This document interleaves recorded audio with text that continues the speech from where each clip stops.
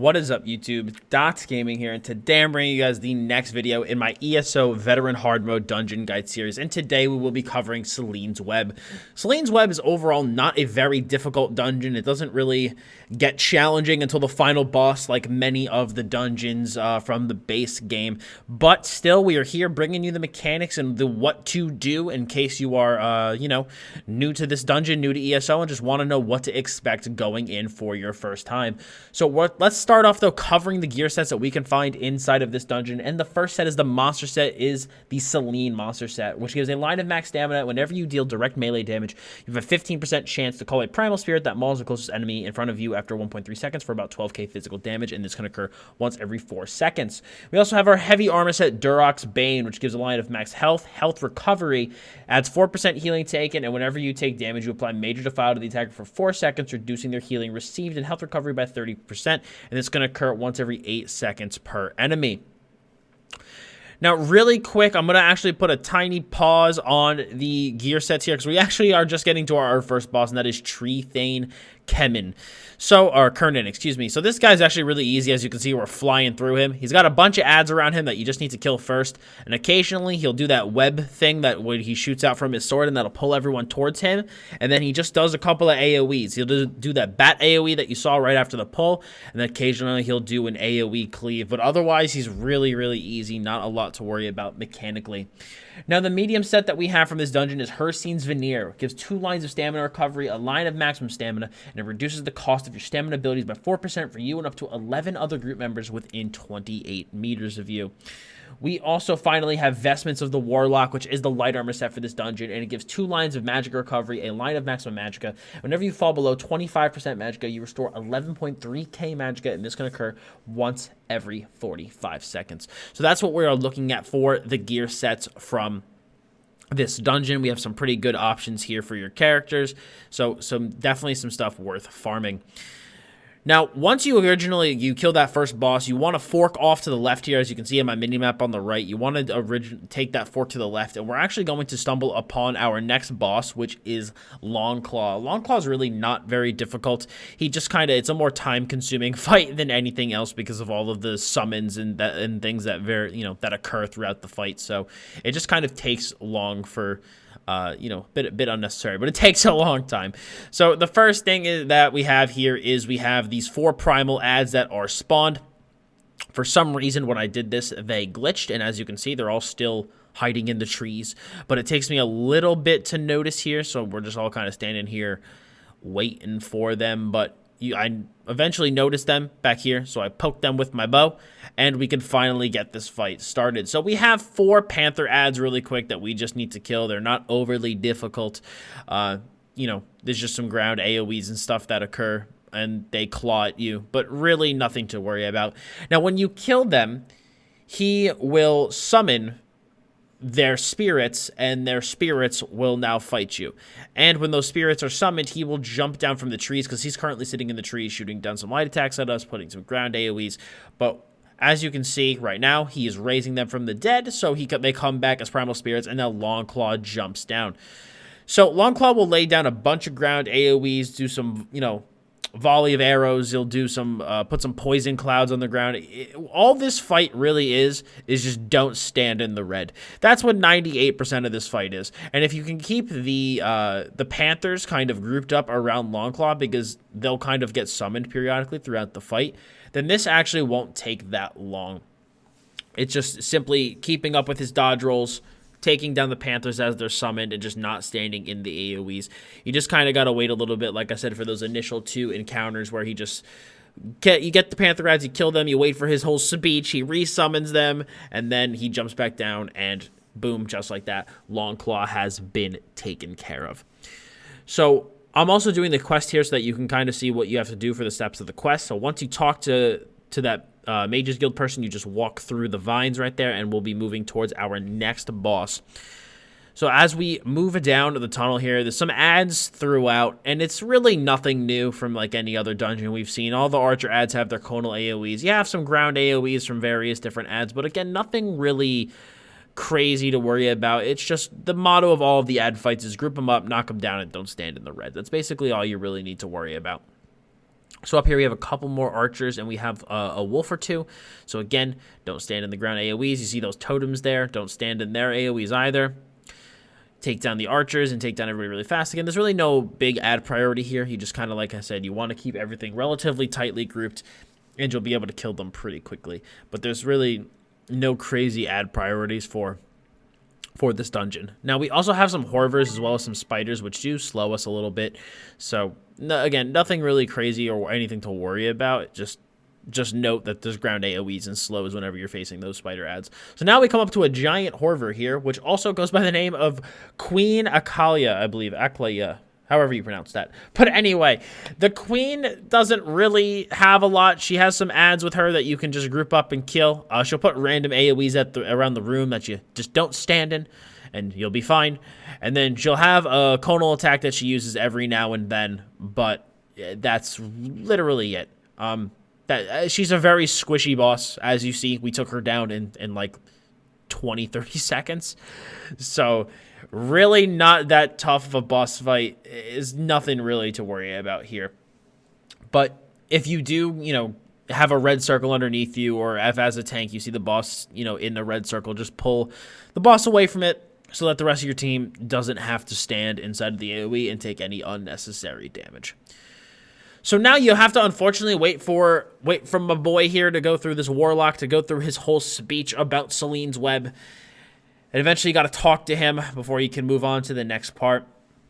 Quest in this dungeon is a little bit obnoxious. You do have to do a lot of waiting for these bosses to go through their whole spiels. So once this guy is finally done, just give him a quick talking to, and then we can move on to the next part of the dungeon. So we can't go through that door yet that we just saw. That door that was behind us goes to the final boss, but we have to kill one more boss before we are able to make our way back through that door.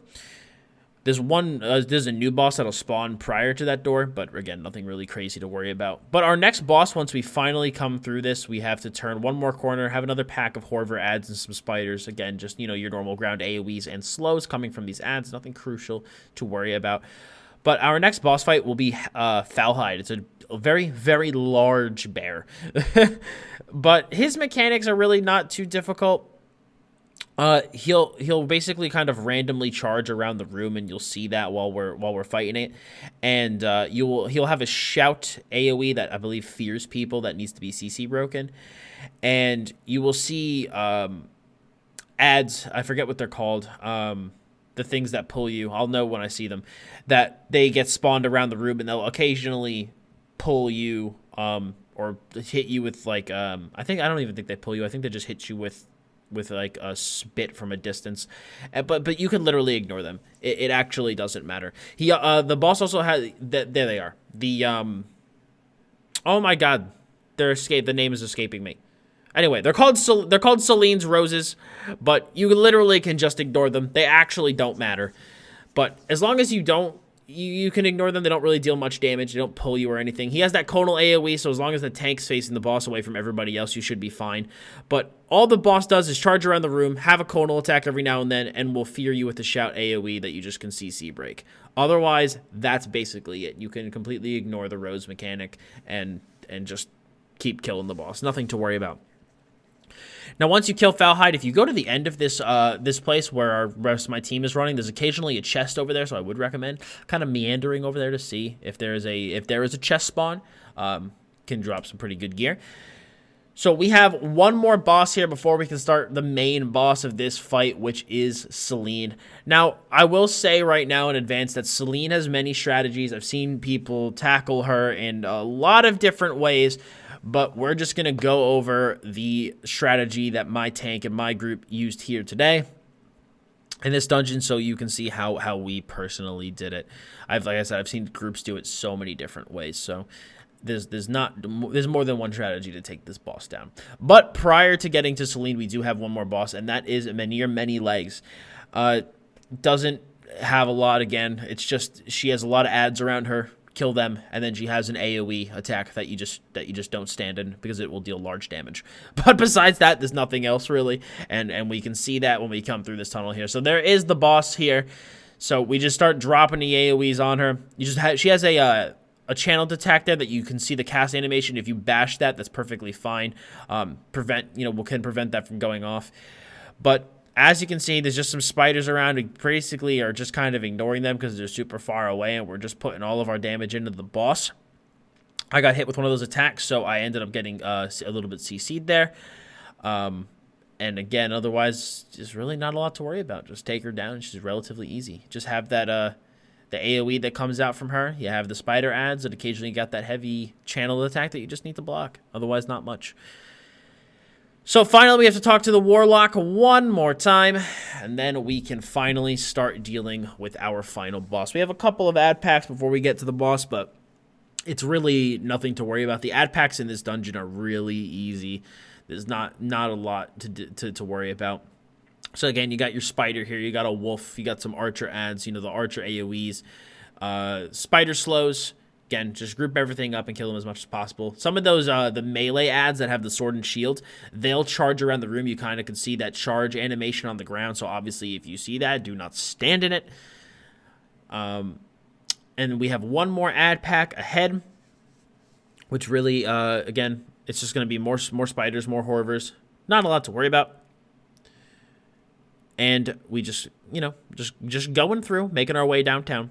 Because once we get through, you can see on my mini-map over there, Selene is not too far from here. Really not a lot to deal with. Now, the last fight is actually a bit counterintuitive from the way that most fights are in ESO. In most fights, whenever there's ad summons, you actually want to deal with the ads first and then go back to the boss. But in my opinion, for this boss fight, it's actually better to just ignore the ads entirely and focus on the boss. Now, this can put a bit of a strain on the group. But the issue with Selene is that Selene's not the kind of boss that can run wild throughout a group fight. And the reason is that when she summons the Primal Spirit, if you are a DPS, you will be one shot by it. So the tank has to have Selene on him or her at all times. And the ads that spawn during the final fight are very spread out. So for the tank to maintain Selene facing away from the group to prevent anybody from getting one shot and try to, pull in all of those ads, it's just the way that the spawns are, it's just really not the best way to do it. So what we do is we actually kind of park Selene in a corner and we just DPS her there and just basically try to ignore the ads. But I think it'll be better once you see it. So we activate hard mode and we have the first phase of the Selene's web fight, and that is when we have to fight her in spider form. So in spider form, again, it's just the normal stuff as the tank keep the spider faced away from the group. There really aren't any notable mechanics while she's in spider form. Occasionally, she'll turn a random group mate to, like web a random group mate. And if you just CC break it, you'll pretty much be good to go. And then when she hits about 60%, she'll jump in the air, 60, 70%. She'll jump in the air and take down the web. And when you jump down, again, it's kind of the same mechanics, really nothing crucial to worry about. Again, random teammates will be webbed, keep the boss faced away from everybody. And then as you keep DPing her, once she hits about 10%, she'll turn over and the human form will emerge. Now, similar to the first boss, she has this AoE web pull that pulls everyone right into the boss, and then will do that bat attack, and you need to dodge roll out of that because it actually deals way more damage on this boss than it does on the first boss. Now, there's a bunch of different ad types spawn. There's menders and archers. Again, we pretty much want to ignore them, and we pull Selene into this corner. Now, you see that bear spawn come out from her. If you are a DPS and you get hit by that, you're dead. One shot, top decked and wrecked, you're done. So as a tank, you really need to focus on blocking that and keeping that faced away from the group. And if you can, when you have Selene parked in the corner like this, if you're able to reach any of the range ads, feel free to use a pull to pull the ad into where Selene is so that the group's cleave can take Selene down. Now, the range ads can deal some pretty good damage, so as a healer in this fight, you're going to need to actually really focus on keeping your DPS alive from the ranged ads, as well as keeping your tank alive from getting hit by the Foulhide Spirit is very important. If you're near one of the healer ads, the menders, feel free to give it a quick bash to prevent some of the healing going into Selene. But in my opinion, this is really just the best way to do it, is to just park her in a corner, attack her, ignore all the ad mechanics. I've done it in other ways where the tank keeps the boss more towards the middle. You try to kill the ads as you're going through the fight, and the fight ends up taking a lot longer, and in my opinion, is much more difficult than if you just do it this way, where you just, again, because you see the ads kind of stacking up in the back. But our healer's doing a really good job at keeping us up, making sure that we're not taking too much pressure from these ads. The tank is also probably range taunting a bunch of them if he's able to get them in reach. And that's basically the strategy for Selene here. Like I said, some groups will do it in a much more difficult fashion, if you ask me, but doing it this way makes it much quicker and much easier to handle, especially if your tank and healer are strong. And as you can see, our other DPS are standing in front of the boss, and you can see what that one-shot looks like when Foulhide is spawned. But that's pretty much it, guys. I know this dungeon guide was pretty easy.